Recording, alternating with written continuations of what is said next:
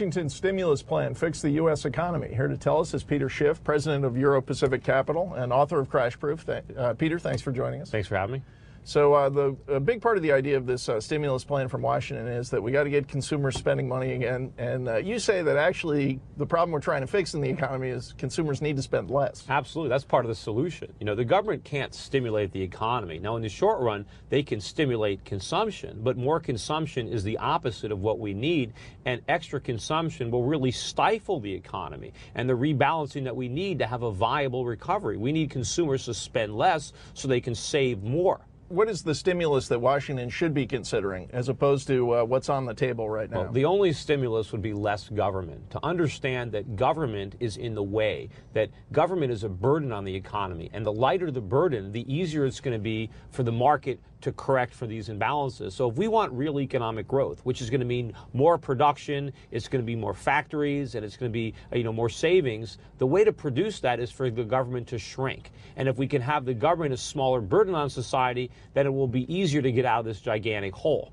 Now, one thing that right, left, and center in Washington, at least right now, seems to be convinced of is that the part of the stimulus that has construction, more roads, more bridges, there seems to be a sense that, we really need that stuff and that'll be helpful in the economy.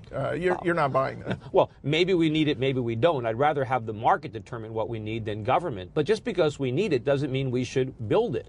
Because, we're broke, and I don't know if we can afford to make our bridges and our roads fancier or nicer right now. We have other more pressing needs. Sure, it would be great to have nicer roads and bridges when we can actually afford it. The problem is the resources that we would use to rebuild those roads and bridges are probably better needed elsewhere in the economy right now.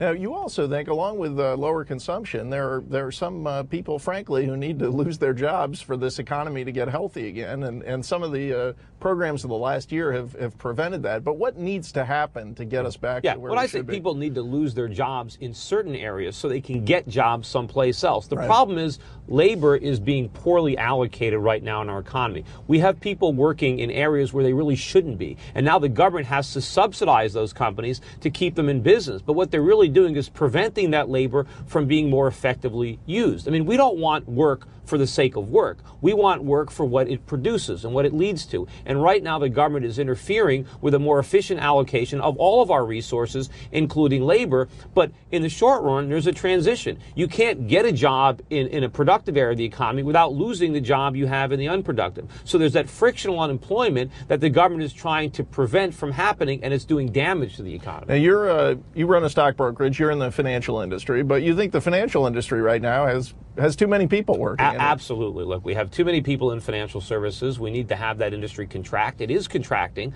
but the rate of contraction is far slower than it would be without the government. And of course, what the government is doing with all these subsidies and bailouts, I have a small brokerage firm. I have no debt. I didn't make any of these bad investments, yet I'm not getting any of this money from the TARP. It's my larger competitors who lost hundreds of billions who are getting all this money. But if the government allowed all these inefficient, incompetent firms to fail, more firms like mine would be expanding, and we would be picking up the pieces and reallocating the resources. The brokerage industry would contract, but the capacity would be in the hands of more competent managers. Thanks, Peter. Well, thanks for having me. And thanks to you. For OpinionJournal.com, I'm James Freeman.